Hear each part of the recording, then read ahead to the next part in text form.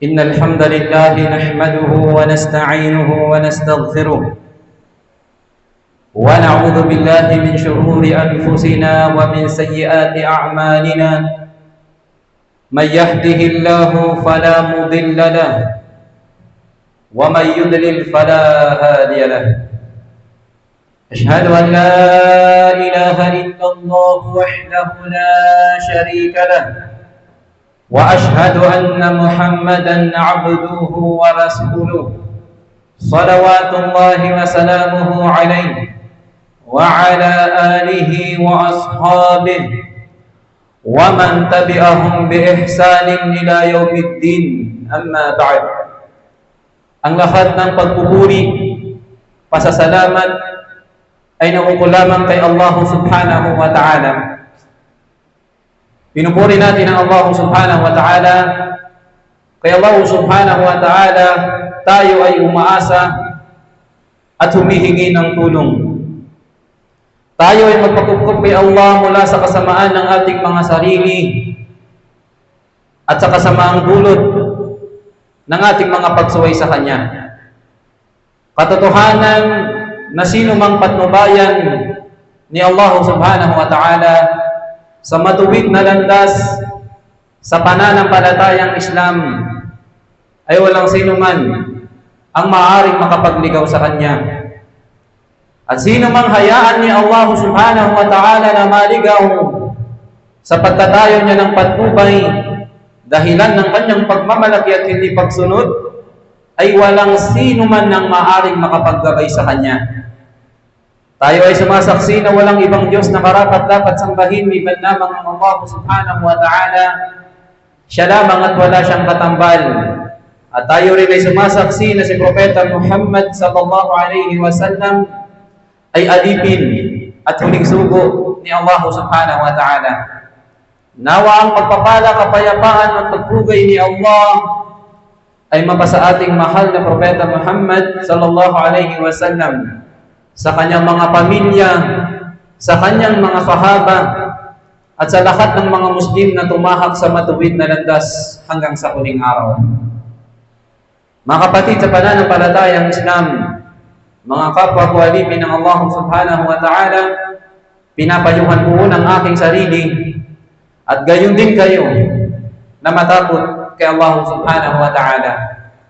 Sapagkat sinabi ng Allah subhanahu wa ta'ala sa maluwalhating Quran, بعد أعوذ بالله من الشيطان الرجيم يا أيها الذين آمنوا اتقوا الله حق تقاته ولا تموتن إلا وأنتم مسلمون.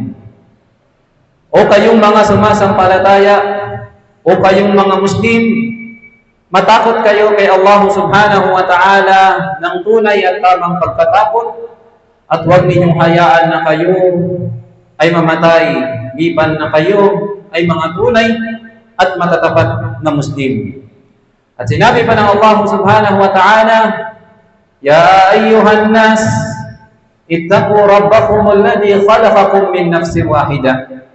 Usang katauhan, Musliman o hindi Muslim, katakutan ninyo ang inyong Panginoon na si Allah na siyang lumikha sa inyo mula sa unang tao, ang ating ama na si Adam alayhi salam. Wa khalaqa minha zawjaha, at mula sa tadyang ng ating ama na si Adam o si Adan ay nilikha ang kanyang asawa, ang ating ina na si Eva alayhi salam. Wa batha minhuma rijalan kathiran wa nisaa'an wattaqullaha alladhi tasaaluna bihi wal arham. At mula sa kanilang dalawa ay lumabas ang maraming mga kalalakihan at maraming mga kababaihan. Matakot kayo kay Allah na kung saan sa pamamagitan niya ay nahihingi ninyo ng pantayan ng inyong mga karapatan. Wattaqullaha alladhi tasaaluna bihi wal arham, innallaha kana 'alaykum raqiba. Matakot kayo kay Allah at huwag ninyong putulin ng mabuting pakikipag-ugnayan sa inyong mga pamilya, sa inyong mga kamag-anakan. Katotohanan na si Allah subhanahu wa ta'ala ang nakababatid, lagi nang nakamasid sa lahat ng inyong mga ginagawa. At sinabi pa ni Allah, فَاتَّقُوا يَوْمًا تُرْجَعُونَ فِيهِ إِلَى اللَّهِ thumma tuwaffa kullu nafsin ma kasabat wa hum la yuzlamun. Katakutan ninyo ang araw na kung saan lahat kayo ay magbabalik kay Allah subhanahu wa ta'ala at mananagot sa lahat ng inyong mga ginawa. At sa araw na yun, tayo ay tatanungin at babayaran depende sa ating mga ginawa. Kung ito ay kabutihan, ay makakamit sa araw na yun ang gantimpala. Kung ito ay kasamaan, ay makakamit sa araw na yun ang parusa. Ang araw na kung saan tayong lahat ay harap kay Allah at mananagot sa lahat ng ating mga ginawa. Ang araw na yun na kung saan nangahatol sa ating lahat ay ang pinakamakatarungang tagapaghatol at walang iba kundi ang Allah subhanahu wa ta'ala. Mga kapwa ko alipin ng Allah subhanahu wa ta'ala, mga kapatid sa pananampalatayang Islam, sa khutbah na ito ay nais nating ipaalala ang napakahalagang paalala mula sa hadith ng mahal na Propeta Muhammad sallallahu alaihi wasallam. At kung paano ito'y paniniwala ng ating mga ulama, ng mga salafus salih, ng mga naunang mga henerasyon, ng mga matutuwid na Muslim. Sinabi ni Propeta Muhammad sallallahu alaihi wasallam sa kanyang hadith, "Igtanim khamsan qabla khams." Samantalahin ninyo, sabi ng Rasulullah sallallahu alaihi wasallam, ang 5 bagay bago pa dumating sa inyo ang 5 bagay.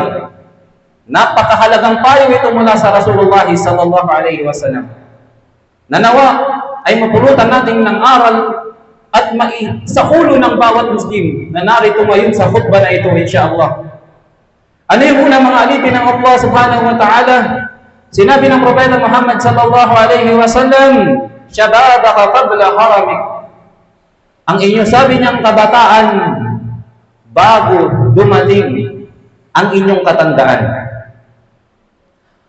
"Wa sihhataka qabla saqamik." At ang inyo, sabi niyang, kalusugan bago pa man dumating sa iyo ang karamdaman o sakit. "Wa ghinaka qabla faqrik." At ang iyong yaman, kayamanan, bago dumating ang iyong kahirapan. "Wa faragaka qabla shughlik." At ang iyong bakanting oras,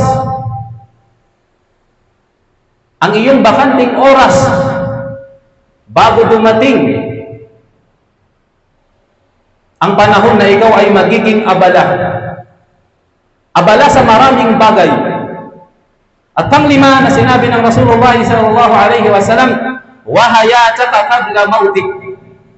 At ang iyong buhay bago pa man dumating sa iyo ang tinatawag na kamatayan. Ang 5 bagay na ito na ipinayo sa atin ng Rasulullah sallallahu alaihi wasallam, mga kapwa ko alipin ng Allah, napakaiksiman, subalit mayroong napakaganda at napakalawak na kahulugan. At napakarating aral doon pa lang sa hadith na ito. Noong narinig natin, napakaraming aral ang pumasok sa ating isipan. Napakaraming aral na ang ating matututunan. Sapagkat ganito ang Rasulullah sallallahu alaihi wasallam. Pinagkalooban siya ng Allah subhanahu wa ta'ala na pambihirang katangian na kung saan sa kanyang maikling pananalita pa lamang ay naglalaman na ito ng napakaraming aral. Mga alipin ng Allah subhanahu wa ta'ala, sabi ni Ibn Rajab al-Hanbali rahimahullah, kabilang sa mga naunang scholar ng Islam, sabi niya, ang hadith o ang kahulugan ng hadith na ito, sabi niya, ay paalala na ang mga tao ay may mga panahon at kalagayan na mainam para sa paggawa ng mabubuting gawain. May natatanging panahon, pagkakataon, para sa paggawa ng mga natatanging gawain. Ngunit sabi niya, mawawala ang mga iyon at mapapalitan ng kabaliktaran. Kaya ang matalino, sabi niya, ay yaong nagsasamantala habang naroon pa ang mga biyayang iyon ng Allah subhanahu wa ta'ala sa kanya. Ang kanyang kabataan, ang kanyang kalusugan, ang kanyang kayamanan, ang kanyang bakanting oras, at ang kanyang buhay na pansamantalang ipinahiram lamang sa kanya ng Allah subhanahu wa ta'ala. Mga alipin ng Allah subhanahu wa ta'ala, sinabi ni Ibn Hajar rahimahullah, sabi niya, "Shababaka qabla haramik," ang iyong kabataan bago pa man dumating sa iyo ang iyong katandaan. Sabi niya, ito ay nagpapaalala na ang kabataan, sabi niya, ay panahon ng lakas. Ang kabataan ay panahon ng sigla. Ang kabataan ay panahon ng kakayahan sa maraming pagsamba kay Allah subhanahu wa ta'ala. Na kapag sabi niya, kapag dumating na ang katandaan, humihina ang katawan, nababawasan ang sigla. At ito ang katotohanan, mga alipin ng Allah subhanahu wa ta'ala. Ito ang katotohanan. Kaya't sabi ni Ibn al-Jawzi rahimahullah, ang sino man, sabi niya, ang sino man na sinayang niya ang kanyang kabataan sa kahinaan ng pananampalataya, ay pagsisisihan niya ito sa kanyang katandaan. Subalit ang pagsisisi ay wala ng pakinabang kapag huli na ang lahat. Kaya ito ay paalala sa mga kabataan na habang nariyan tayo sa kabataan na yan, ay gamitin natin ito sa mga bagay na ikinalulugod ng Allah subhanahu wa ta'ala. Sapagkat napakaraming mga gawain ng kabataan na hindi na kayang gawin ng isang tao na nasa labis na katandaan. Ito yung una, mga alipin ng Allah. Si Ibn Abbas radiyallahu anhu, na tinaguriang tagapagsalin at tagapagpaliwanag ng maluwalhating Quran, ay nagsimulang mag-aral mula sa kanyang kabataan. Nagsimulang maglingkod sa Propeta Muhammad sallallahu alaihi wasallam noong siya ay bata pa. Madalas siya yung nagdadala ng tubig para sa wudu o gamitin pang-wudu ng Propeta sallallahu alaihi wasallam. At sa tuwing may pagkakataon ay nagtatanong siya tungkol sa mga kahulugan o aral ng mga ayat na bumababa sa panahon na yun ng Propeta Muhammad sallallahu alaihi wasallam. Kaya naman, sinamantala niya yung kanyang kabataan sa pag-aaral at lumaki siya nakabilang sa pinakamatalinong sahaba, pinakamatalinong alim sa umma na ito ng mahal na Propeta Muhammad sallallahu alaihi wasallam, na kung saan kung hindi niya ginamit yung kabataan na yun sa pagsasamantala sa pag-aaral sa harapan ng Rasulullah sallallahu alaihi wasallam, marahil ay napakaraming mga kaalaman ang lumipas sa atin at hindi nakarating sa atin sa mga panahon ito. Kaya ito ay paalala sa mga kabataan, mga alipin ng Allah subhanahu wa ta'ala. Gamitin ang kabataan sa mga bagay na mayroong pakinabang. Pangalawa na binanggit ng Rasulullah sallallahu alaihi wasallam, sihhataka qabla sakamik. Ang iyo, sabi niyang, kalusugan bago dumating sa iyo ang mabigat na karamdaman o sakit. Mga alipin ng Allah subhanahu wa ta'ala, mga kapatid sa pananampalatayang Islam, sinasabi ni Hasan al-Basri, sabi niya, at sinasabi rin ng ilan sa ating mga ulama, na kung saan yung kalusugan na yan ay kabilang sa napakalaking biyaya sa atin ng Allah subhanahu wa ta'ala. Na kung saan, mga alipin ng Allah subhanahu wa ta'ala, dapat nating samantalahin ang kalusugan na yan sa maraming mainam na pagsamba kay Allah subhanahu wa ta'ala. Dahil alam natin, mga alipin ng Allah subhanahu wa ta'ala, at saksi tayo, nakikita natin ang marami sa mga tao na kapag dumating na sa kanila yung mabigat na karamdaman, ay doon pa lamang nila na pagtatanto ang kahalagahan ng pagkakaroon ng malusog na pangangatawan. Marami na nasa mabigat na karamdaman na gustong mag-ayuno, subalit hindi na sa kanila obligado ang pag-aayuno dahil sa tindi ng karamdaman o sakit na meron sa kanila. At meron din naman nasa katandaan, gustong mag-hajj o nasa matinding karamdaman, merong matinding karamdaman o sakit at gusto niyang mag-hajj, halimbawa, subalit dahil sa karamdaman na yun o sakit na yun, ay hindi niya magawa ang makapag-hajj. gustong sumama sa da'wah, o gustong mag-aral ng face-to-face sa Islam, subalit dahil sa kanyang karamdaman, ay nananatili lang siya doon sa kanyang higaan. Kaya mga alipin ng Allah, na tayo na merong kalusugan na pinagkaloob sa atin ng Allah subhanahu wa ta'ala, nawa ay magamit natin ito sa pagsasamantala sa pagbabaon para sa ating libingan. Yung kalusugan na yan, bago pa dumating ang mabigat na karamdaman na lubhang mapaminsala. Mga alipin ng Allah subhanahu wa ta'ala, mga kapatid sa pananampalatayang Islam, sinabi ng Rasulullah sallallahu alaihi wasallam, ang iyong kalusugan bago dumating ang mabigat na karamdaman o mabigat na sakit. At pangatlo, ghina ka qabla faqr. Sabi niya, ang iyong ikang kayamanan, yaman, bago pa man dumating sa iyo ang matinding kahirapan. Ang yaman na yan, tandaan natin mga alipin ng Allah subhanahu wa ta'ala, mga kapatid sa pananampalatayang Islam. Ang isang taong pinagkalooban ni Allah ng maraming yaman, ito ay mabigat na pananagutan sa kanya. Na itatanong sa kanya ng Allah subhanahu wa ta'ala ang yaman na ito, kung papaano niya ito nakamit. At kung papaano niya ito ginugol. Kung siya ay mayroong kayamanan, nagbigay ba siya ng zakat? Kung siya ay may kayamanan, siya ba ay nagkawang gawa? Kung siya ay may kayamanan, siya ba ay nag-hajj?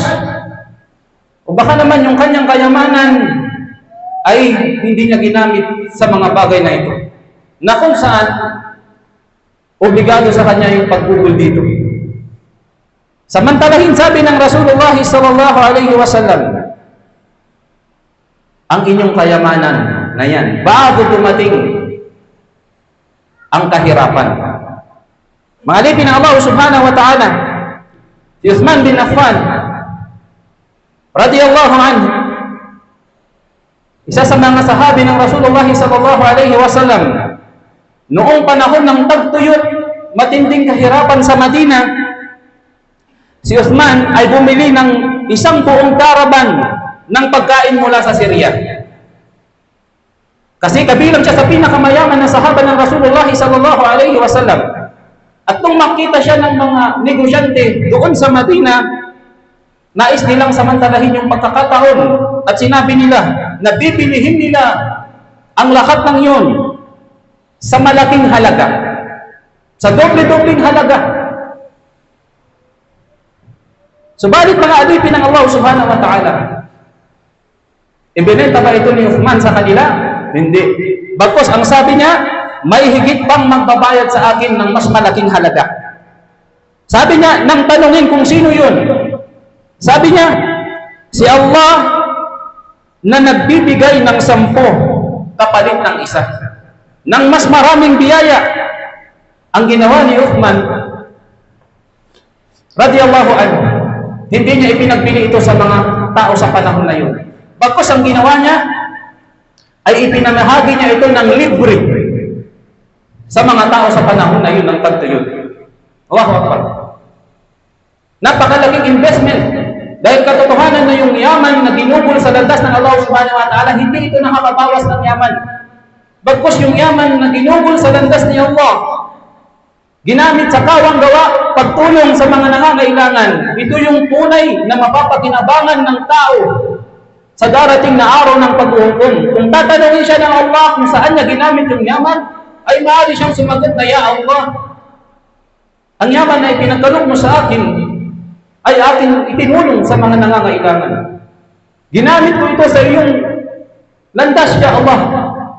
Subalit kung ang yaman na yan ay naubos sa mga bagay na hindi kinalulugdan ng Allah subhanahu wa ta'ala, kapatid, tunay na ito ay tatanong ng Allah subhanahu wa ta'ala.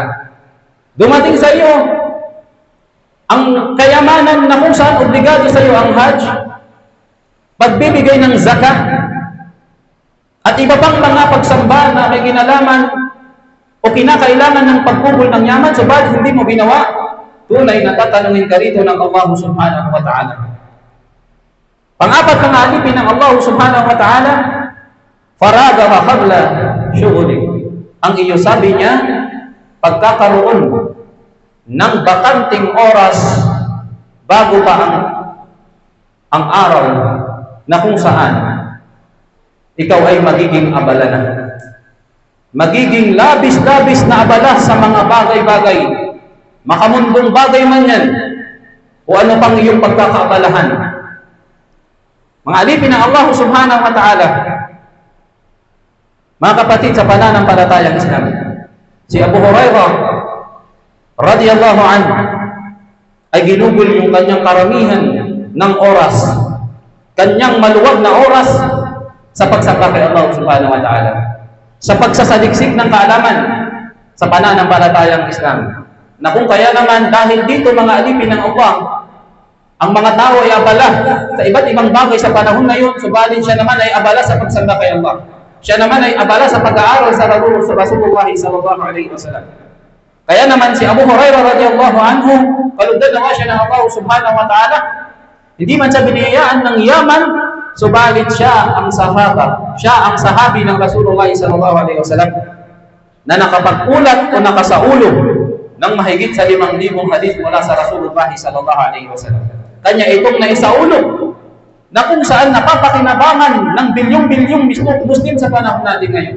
Kaya sinasabi ng ating mga ulama, kung si Abu Hurairah radiyallahu anhu ay naging abala lamang sa mga makamundong bagay sa panahon na yun ng Rasulullah sallallahu alaihi wasallam, yung mahigit 5,000 hadith na yun na kanyang naisaulog, marahil ay hindi niya naisaulog.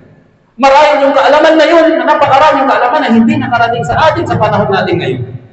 Ganito kahalaga mga alipin ng Allah subhanahu wa ta'ala yung pagsasamantala sa pagkakaroon ng bakanting oras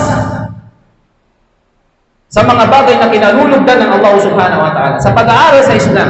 Hindi ba't makakakita tayo ng mga Muslim nung bakante pa yung kanilang oras, maluwag sila sa mga sa da'wah, maluwag sila sa mga pag-aaral, sa mga Islamikong aktibidad, lagi silang nandyan. Subalit kung sila ay naging abala na, nagkaroon ng trabaho, o anumang pinagkakaabalahan, ay bibihira na lamang silang makita sa mga ganitong mga gawain. Kaya mga alipin ng Allah, faraga ka qabla syughuli, ang iyong bakanting oras bago dumating ang panahon na kung saan ikaw ay magiging abala. Barakallahu li wa lakum fil Qur'anil Karim wa nafa'ni wa iyyakum bima fihi min al-ayati wal dhikril hakim. Aqulu ma tasma'un astaghfiruhu innahu huwal ghafurur rahim.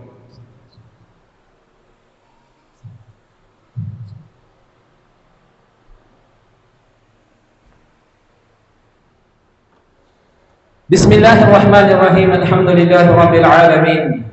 Salatu wassalamu ala Rasulillah. Asyhadu an la ilaha illallah wahdahu la syarika lah. Wa asyhadu anna Muhammadan 'abduhu wa rasuluh. Mga alipin ng Allah subhanahu wa ta'ala, panglimang payo ng Rasulullah sallallahu alaihi wasallam na dapat nating samantalahin ay itong pinakamahalaga na kung saan yung panghuling payo na ito ay dito nabuod o nasummarize yung mga naunang 4 na payo sa atin ng Rasulullah sallallahu alaihi wasallam.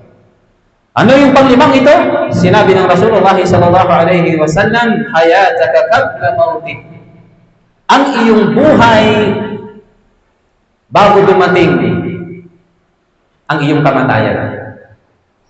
Ang iyong buhay bago dumating ang iyong kamatayan. Na kung saan, yung kamatayan ay mga alipin ng Allah ay mas malapit pa na magkatotoo kaysa sa ating mga hinahangad o pinapangarap dito sa mundo. Sapagkat ang kamatayan ay bigla-bigla na lang dumarating.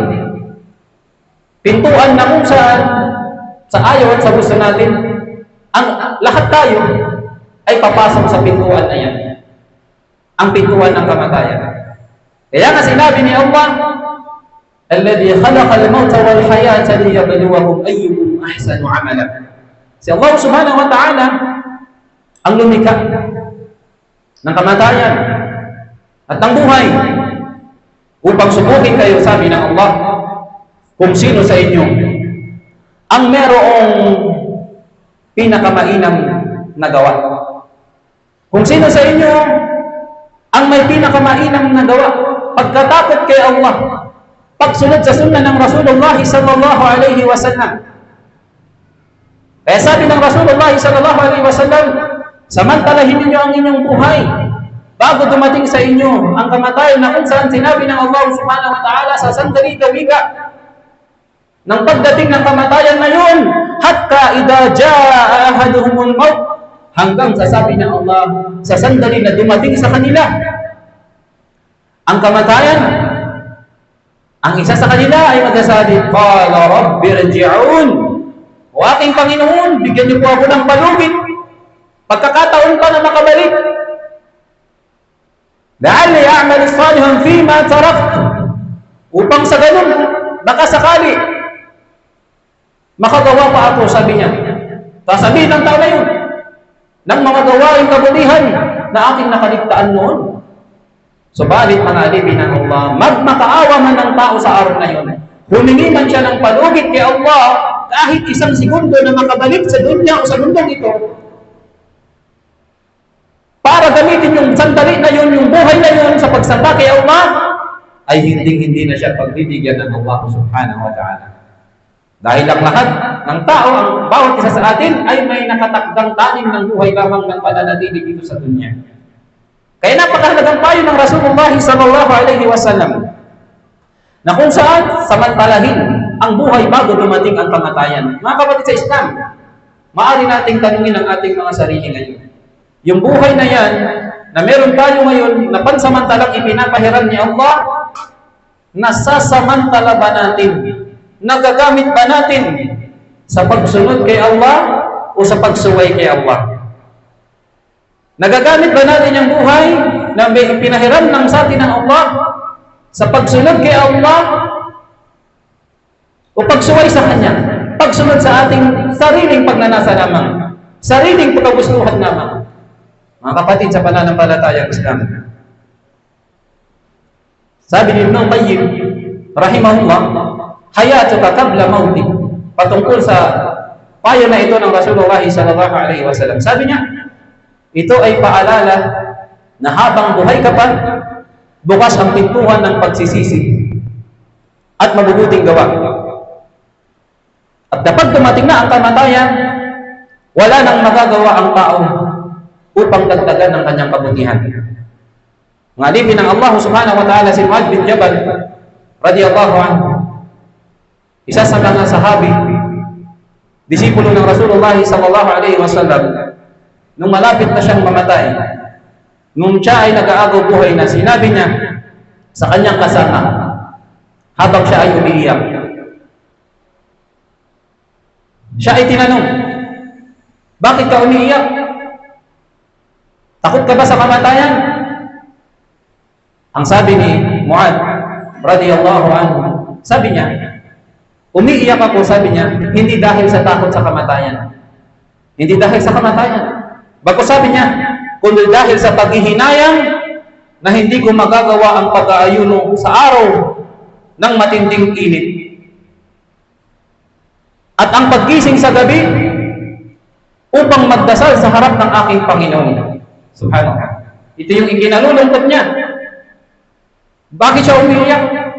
Sa sandali ng kanyang paghihimalo. Ang sabi niya, dahil sabi niya sa panghihinayang ko, na hindi ko na magagawa ang pag-aayuno sa araw ng matinding init, yung paggising sa gabi upang magdasal sa harap ng aking Panginoon.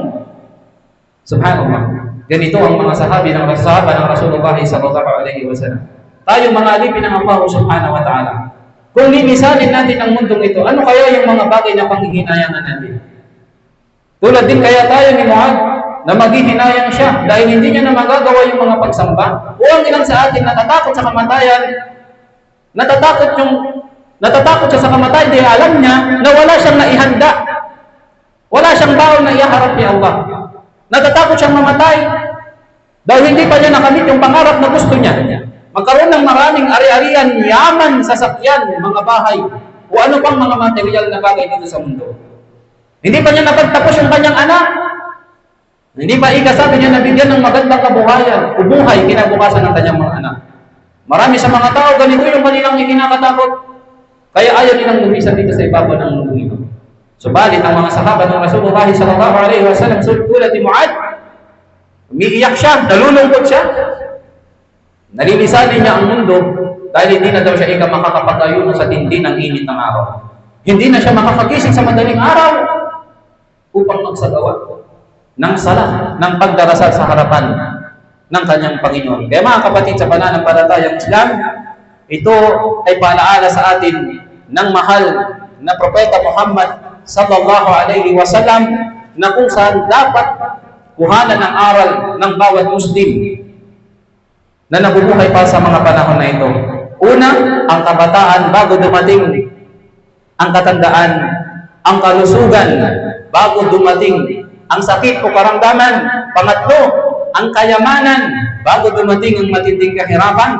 Pang-apat, ang iyong bakanting oras bago dumating ang oras na ikaw ay magiging abala. At pang-lima, ang buhay bago dumating ang tinatawag na kamatayan. At bilang panghuli, sinabi ng Allah subhanahu wa ta'ala, ثُمَّ لَتُسْأَلُنَّ يَوْمَئِذٍ عَنِ النَّعِيمِ. Katotohanan, sabi ng Allah subhanahu wa ta'ala, tatanungin tayong lahat ng Allah subhanahu wa ta'ala. Sa araw na yun, sa araw ng paghuhukom. Tatanungin tayong lahat ng Allah subhanahu wa ta'ala. Sa araw ng paghuhukom, tatanungin tayong lahat ng Allah subhanahu wa ta'ala. Sa araw ng paghuhukom, sa anong katanungan mga kapatid sa Islam? Sa anumang biyaya na ipinagkaloob sa atin ng Allah subhanahu wa ta'ala. Ang kabataan, biyaya. Ang kalusugan, biyaya ng Allah. Ang kayamanan, biyaya ng Allah subhanahu wa ta'ala. Ang bakanting oras, biyaya ng Allah subhanahu wa ta'ala. Ang buhay na meron tayo ngayon na pinapanatili pa ng Allah, biyaya ng Allah subhanahu wa ta'ala. Ang lahat ng yan mga alipin ng Allah subhanahu wa ta'ala, biyaya na itatanong sa atin ng Allah subhanahu wa ta'ala. Ang lahat ng yan ay maaaring maging daan natin sa pagpasok sa Jannah o maging dahilan ng pagpasok natin sa apoy ng impyerno. Ala tusallu ala nabiyyikum fa inna Allah amarakum bidhalika ay qala inna Allah wa malaikatahu yusalluna ala an-nabi ya ayyuhalladhina amanu sallu alayhi wa sallimu taslima. Allahumma salli ala Muhammad wa ala ali Muhammad kama sallaita ala Ibrahim wa ala ali Ibrahim innaka Hamidum Majid. اللهم اعز الاسلام والمسلمين واذل الشرك والمشركين ودمر اعداءك واعداء الدين. اللهم اغفر لنا ولوالدينا ولجميع المؤمنين والمؤمنات والمسلمين والمسلمات الاحياء منهم والاموات انك سميع قريب مجيب الدعوه يا رب العالمين. ربنا آتنا في الدنيا حسنه وفي الاخره حسنه وقنا عذاب النار وادخلنا الجنه مع الابرار يا عزيز يا جبار يا ارحم الراحمين. سبحانك اللهم وبحمدك ونشهد أن لا إله إلا أنت ونستغفرك ونتوب إليك. أقم الصلاة فإن الصلاة تنهى عن الفحشاء